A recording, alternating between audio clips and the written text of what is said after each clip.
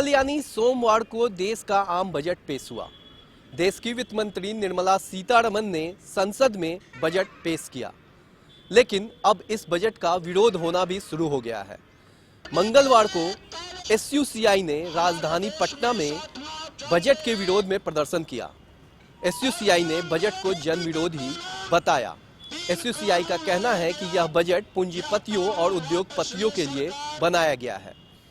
SUCI ने budget का विरोध करते हुए बजट को फिर से पेश करने की मांग की। हमारी सरकार ने केंद्र बजट पेश किया है और ये केंद्र बजट वास्तव में जन विरोधी और पूंजीपति प्रस्त है। आप जानते हैं कि ये जो बजट लाया गया है इसमें निजीकरण को पूरी तरह से बढ़ावा देने की बात की गई है। इसके पहले भी रेल को, बीएसएनएल को, यहाँ तक कि मैंने जो भी सेक्टर था, मतलब जो आम सार्वजनिक सेक्टर था, उसको भी निजी हाथों में देने की पूरी पुरजोर कोशिश ये सरकार कर रही है। और ये जो बजट था कल का, इस बजट ने पूरी तरह से निजी हाथों में इस पूरे देश को बेच देने की का काम किया है। और साथ ही साथ जो विदेशी पूंजी को भी उसका भी प्रतिशत बढ़ाया गया है। करीब 74% पूंजी निवेश, मैंने विदेशी पूंजी निवेश की बात की गई है। तो इसलिए ये केंद्र बजट पूरी तरह से जन विरोधी, आम जनता विरोधी और पूंजीपति प्रस्त ये केंद्र बजट है। अपनी प्रिय party socialist unity centre of India communist की पटना जिला इकाई की ओर से इकट्ठे हुए हैं। आप जानते हैं कि कल केंद्र सरकार के द्वारा बजट पेश किया गया है और उस बजट में जहां किसान 67 दिनों से धरना पर बैठे हुए हैं, उनकी भलाई की बात सोचना तो दूर की बात, एग्रीकल्चर बजट में और कटौती कर दिया है ना। और आम जनता जो पेंडेमिक कोरोना के कारण बेकारी की समस्या झेल रही है, नौजवान झेल रहे हैं, नवयुवतियाँ झेल रही हैं और किसान परेशान हैं, इनको राहत देने की उम्मीद लोग लगाए बैठे थे। लेकिन इस बजट ने मजदूरों, किसानों, छात्रों, नौजवानों और आम लोगों को निराश किया है। आपको सुनकर दुख होगा और आश्चर्य भी होगा कि किसानों को राहत देने के नाम पर पेट्रोल पर प्रति लीटर 2.5 रुपये का कृषि सेस लगेगा और डीजल पर 4 रुपये प्रति लीटर का कृषि सेस लगेगा।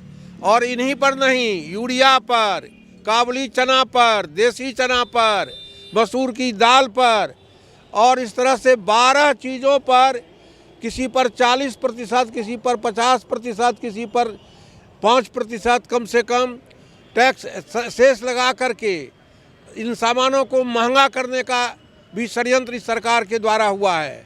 साथ ही साथ इस बजट में जो मजदूर मेहनत करके जीने वाले हैं, कर्मचारी हैं, वो आशा करते हैं कि उनको इनकम टैक्स में छूट मिलेगी। उनको कोई राहत नहीं दे करके जो उनका था वही रहने दिया। इसका अर्थ यह होगा कि जब महंगाई बढ़ रही है तो देखने में उनकी आमदनी बढ़ेगी, लेकिन टैक्स का स्लैब वही रहने से उनकी वास्तविक आमदनी घट जाएगी, उनका जीवन स्तर नीचे गिरेगा। साथ ही एक चीज़ और की गई है कि आम लोगों को जो राशन दिया जाता है, राशन के तहत गेहूं, अनाज, इस सरकार की योजना उसकी कीमत बढ़ाने की भी है। इससे आम लोगों का जीवन भी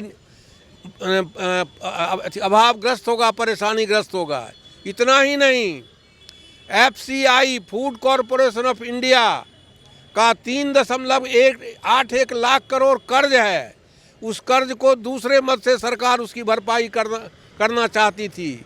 इस बजट में उसको पूरी छोड़ दिया, जो यह इस बात का संकेत है कि आने वाले दिनों में फूड कॉरपोरेशन के द्वारा अनाज की खरीदगी नहीं होगी।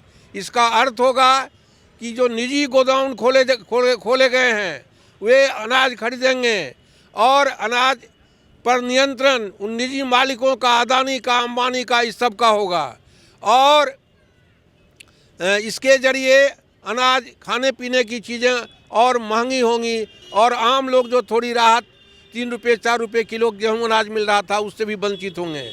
साथ ही साथ डीजल की कीमत बढ़ने से यातायात के सभी साधन महंगे होंगे, ट्रांसपोर्टेशन का खर्च बढ़ेगा जिससे महंगाई और बढ़ेगी।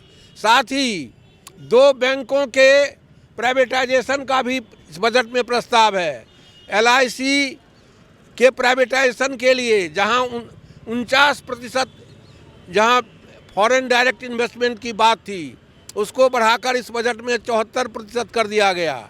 इसलिए एक महत्वपूर्ण जो इंश्योरेंस कॉरपोरेशन है उसका भी सरकार प्राइवेटाइजेशन करने जा रही है और पहले से जिन सार्वजनिक संस्थाओं के प्राइवेटाइजेशन की बात चल रही है उनका तो होगी ही है।